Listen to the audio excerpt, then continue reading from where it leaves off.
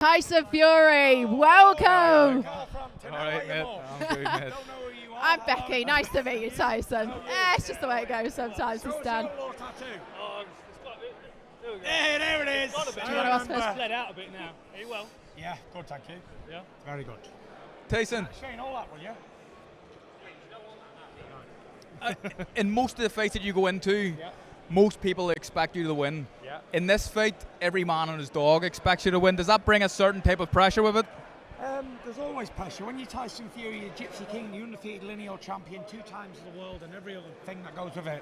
There's always pressure. One in the pressure cooker, one in the frying pan. But I thrive under pressure. I thrive under it. No one can beat me. How do you prepare for the unpredictability of what he Knock brings? him out. Knock a motherfucker out. That's what we do.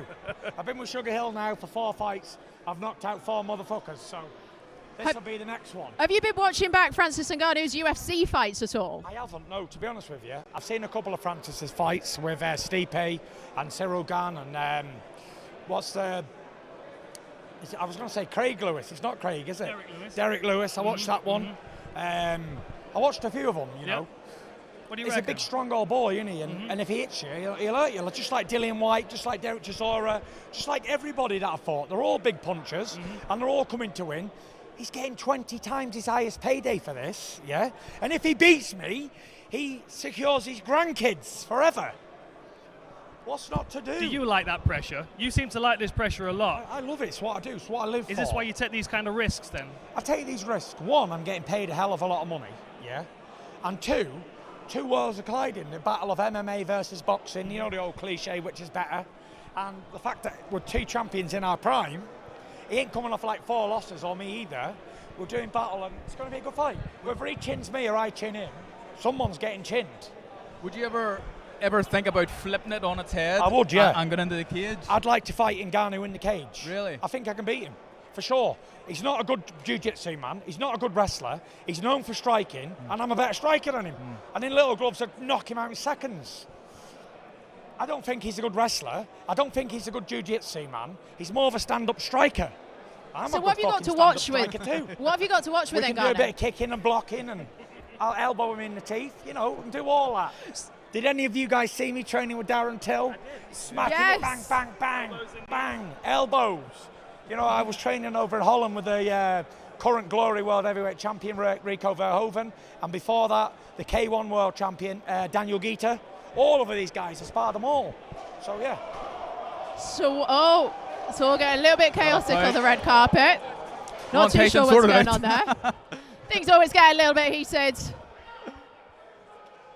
But we're going to keep it rolling here. I think we've lost Tyson. He's just gone to have a look. He's wearing the most fabulous suit. He always wears the best suits to these things. The suits are always good, aren't they? Yeah, the Gypsy King, look, he's looking excited. He's looking like he's primed and he's ready. It's all kicking off on the red carpet. Hence why I'm just stood here trying to talk to you for a little bit. I've lost Carl, I've lost Dan. Come back in it. Where's Tyson still got the mic?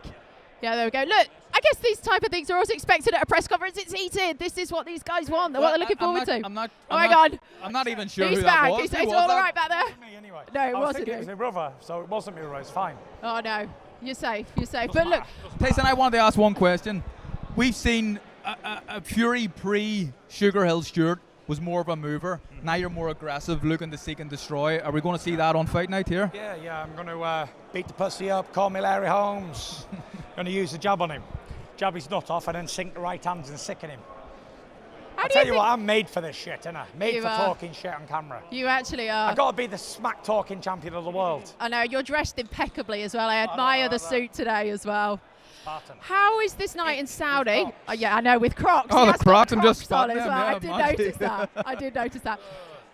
Tyson, how is this night in Saudi going to compare to the big nights you've had in London? I think it's going to be an unbelievable night of action, you know. Like I said, you got two guys on top of the game. It's heavyweight boxing. And all jokes aside, are taking Ngannou very seriously. By the time the fight comes around, I'll have been in camp for 12 weeks.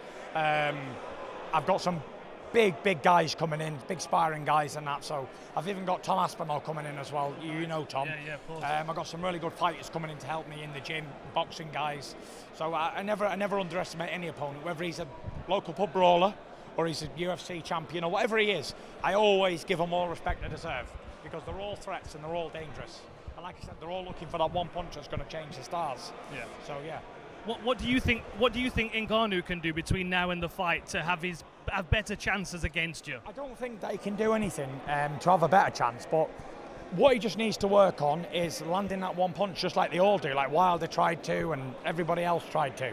And that's it. They've always got a puncher's chance. Big men, aren't they? I just said to someone upstairs, Rio Ferdinand, actually, Tyson, get your mic right up. We've got to hear what that you say. There we go. if I went outside into a boozer and got in a brawl with somebody, he's going to hit me, isn't he? How are you going to go and have a fight with somebody and not get hit? Of course you are. It's like going to have a shower and not getting wet. I know I'm fast, but, you can't go in a fight and not get hit.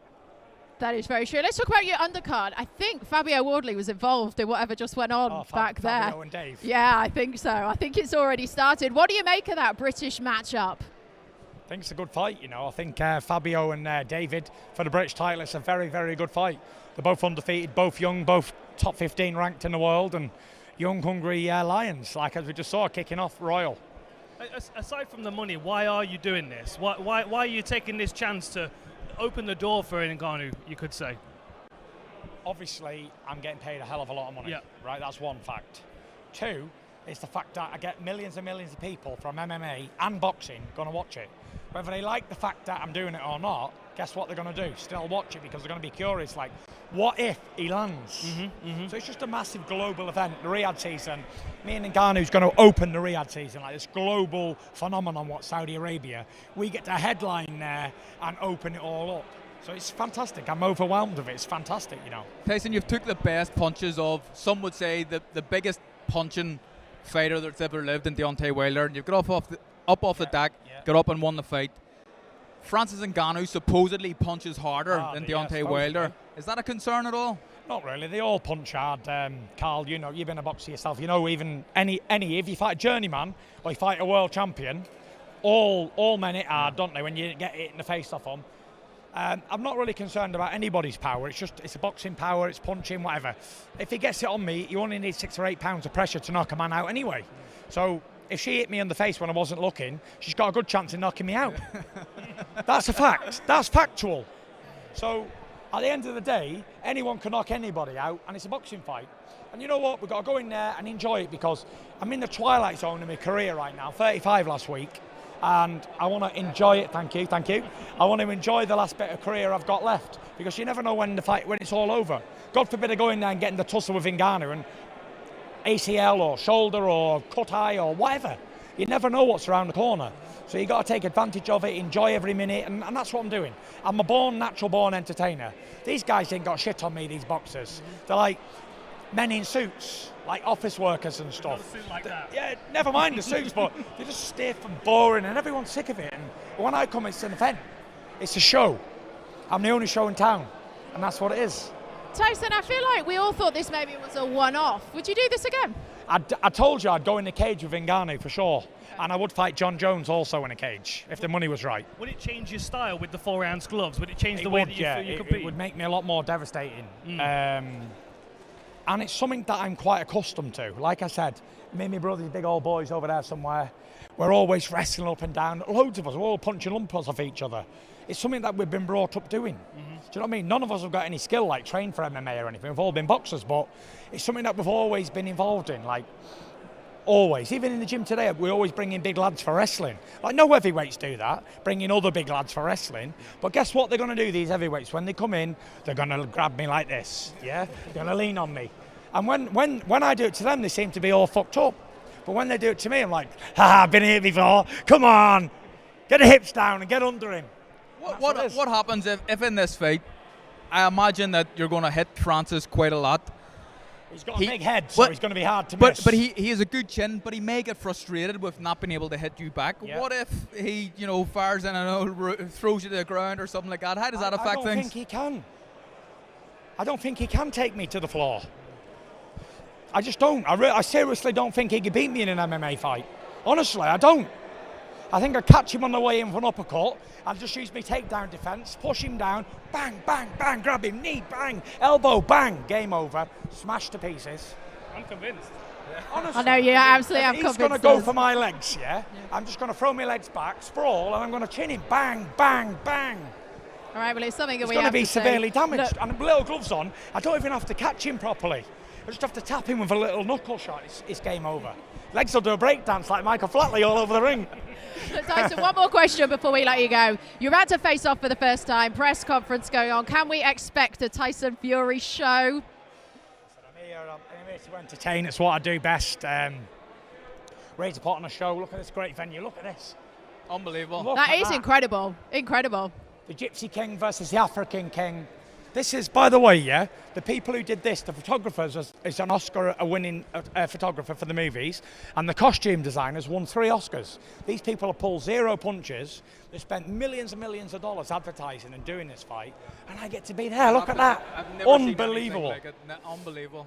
Big That's how I would shout out to the describe Saudis and the Riyadh season and His Excellency Turkey Al Sheikh and the big boss MBS, you know, for making this all happen and putting us on the biggest stage in the world ever. Fabulous, Tyson. We are so excited to come and watch this fight. Best of luck. Enjoy the press conference. We're going to come down. We're going to follow this. I think that fight stole my thunder, to be Yeah, honest. no, absolutely did I'm going to not. have to take him down now in the middle of the red We'll have to carpet. go have a word.